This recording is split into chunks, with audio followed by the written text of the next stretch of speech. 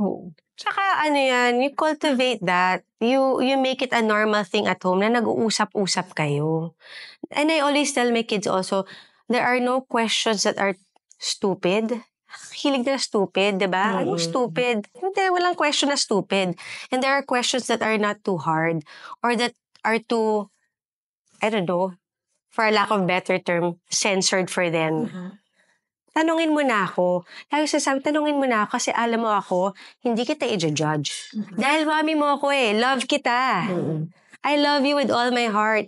And my advice will be coming from a place of love.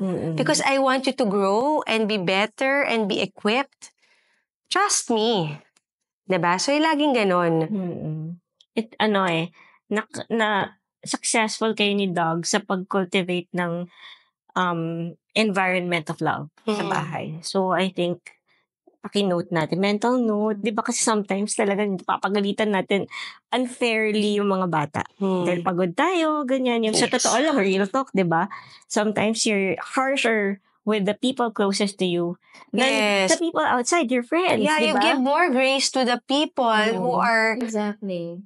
who are outside of your family than the people that are actually in your family, diba?